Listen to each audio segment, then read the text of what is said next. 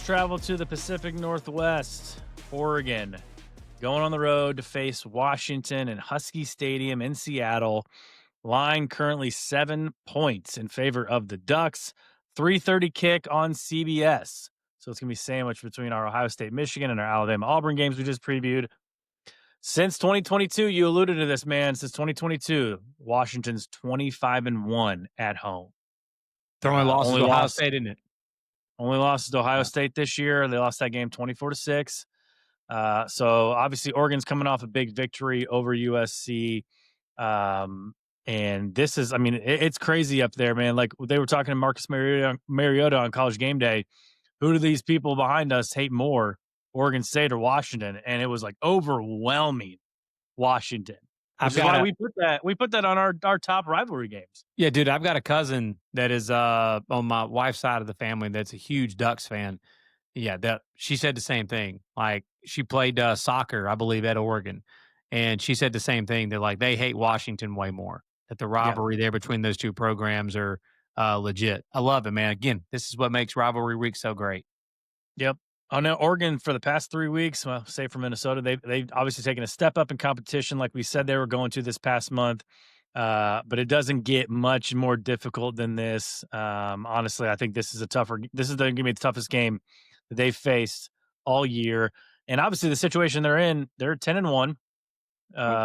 If they win this game and Michigan wins, then Oregon will go to the Big Ten championship. And if they lose this game, Michigan wins, Michigan goes. If they lose this game to Washington, though, I mean, what are we doing with Oregon? I think they'll probably still be in, but they like it's not a lot, bro. It's not. Like it's really not. Because I do think that if Oregon loses this game, it will like I don't care what anybody says, man. When you get a group of individuals in a room behind closed doors and they're like, you put your fate in their hands, you are now being compared to other programs that are going to like their resumes are not much different than yours. And here's the problem for Oregon. Their resumes will actually be as good or better than yours. Yeah. If Oregon is sitting there being compared to, and we all know the teams they're going to be compared to, okay, at this point, they would have to be banking on that the committee would say, we just think that team, whatever that, what's the term they use? The so-and-so is unequivocally better. Yeah. They would have to win that battle. They couldn't win the battle of as many these great wins and losses and overall strength of schedule and overall strength of record. All of those would not be better than the teams they'd be going against. They would have to win this team, Team A is in Oregon, is unequivocally better than whoever Team B is. Yeah. And to be honest with you, if I'm sitting here right now and saying it, whether this is fair or not, if that's what they use, I want them to say it on the committee. Like I want the committee to say it to all of us that that's the reason why. And if they believe that that's the reason why, I'm okay with it. Yep. I really am. We'll pick it apart, I'm sure, and say that like, well, I don't care. So-and-so deserved it. It was resume more. But I think you would agree. Do I think Oregon's probably better than some of these other teams that they would be compared against in that scenario? Yes, I do. So do I think they'd still be in? I do. But as of right now, if I had to say it, yes, I do. But I think you agree with me. They absolutely would not be hosting a playoff game in Autzen Stadium. And any Oregon fan that is listening and watching this right now, I think would agree. Having to travel in the first round to an SEC program or whoever that may be in the opening round, as opposed to hosting someone in Autzen Stadium, could be the difference in Oregon making a national championship run or getting bounced in their first game in the college football playoff again. That's what this game could have implications for against the Huskies. Yeah, so for this game, I mean, the couple things I'm really excited to look for. Oregon's defense, we just talked about them. They are legit. Yeah. They are absolutely legit. They're a good defense. Fast. I'm anxious to see Damon Williams and that offense go against them. And then on the same, opposite side of the ball, we talked about the Oregon running game, like been really, really solid. Washington gives up 106 yards per game on the ground, Yeah. 18th in the country. Yeah, They've been Ron Walters doing a great job there defensively for Washington. they've been really solid against the run. They've been really solid, really overall in defense. I mean, they're giving up 19 points per game. That's 19th in the country. Like their top 20 defense, which is kind of what you when DeBoer was there, like obviously their defense, they were winning games 52-42 and whatever. But I think Ryan Walters has really turned that defense around. Um, to me, yeah, I think it comes down to the quarterbacks. It comes down to Demond Williams and Dante Moore. Like who Demond Williams doesn't make a lot of mistakes, and Dante Moore doesn't make a lot of mistakes, and so it's almost like a momentum game. Who's going to grab the momentum early, and can it stick with you? Yeah, dude, I was actually looking at Oregon's schedule earlier because I was curious. This will be the first like legit dual threat quarterback that Oregon's faced this year.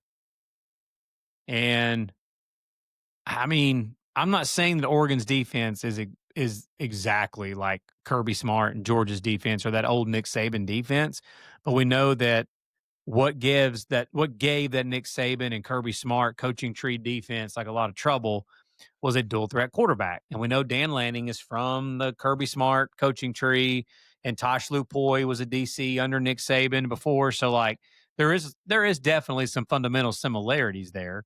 But the thing that's just so fascinating is this Oregon defense, dude, they are as athletic overall, it's like speed and athleticism wise, from a defensive perspective, they're about as athletic and fast as any defense there is in all of college football.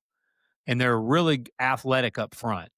So, like last year, dude, if I'm not mistaken, they sacked Damon Williams 10 times Yeah, in that game. they did. And now Washington's offensive line last year was cheeks. And so for Washington, if they can have success running the football with Jonah Coleman, they need to. But let's just call it what it is. If Washington's going to win this game, they need Damon Williams to be a Superman. They need him to be a super. They need him to be an absolute freaking stud, and they need him to be one of the most like he is one of the most dynamic from a dual threat perspective quarterbacks in all of college football. They need him. They need him to be that for them to win this game. And Oregon, are we getting? Are we getting DeCorian Moore back in this game? I say Or we? Gary I'm like Bryant Jr. By the way, nobody misquote me here. I'm not saying I'm not an Oregon fan. By the way, I'm just saying like we as college football fans in this matchup, are we getting DeCorian Moore back in this game? Are we getting Gary Bryant Jr. back in this game? I mean, it hasn't seemed to matter that much. They just dropped 42 on USC without him. Mhm. So, uh, and if you're Washington, you just said it. You just said it. The Huskies defense has been really good against the run. If you're going to have a chance in this game to beat Oregon, got to be able to stop the run, and then Damon Williams has to be a Superman. If they do those two things, they can win this game in Husky Stadium. Uh, I think Washington is going to give Oregon all they freaking want in this game. Do you? You already know it, man. I've You already got a coming? best bet. Come on I've with already it. got a best I got a best bet in this game. I snagged Washington plus 7.5. Oh, that's a I got great line. 7 in the hook there. So I think they're Great line. going to be able to play Oregon close, and it would not shock me at all if Washington pulls out this W. I agree. I agree. Like it really would not shock me to see Washington win this game. Yeah. Not one bit. We've talked about it for weeks. We said it earlier in the year. Hell, you even talked about it preseason that you could see Oregon going up to Husky Stadium at the end of the year, and even in this spot that they're in right now, I mean, I still think Washington is good enough to get the upset in this game against the Ducks.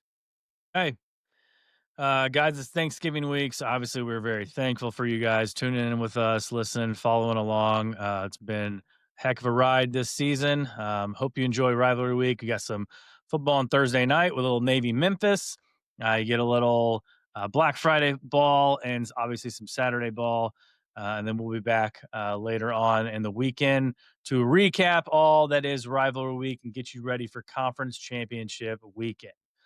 For Lance Barton, I'm Tyler Noe. Take care. Have a great rest of your day. Have a great Thanksgiving weekend, and we will see you next time.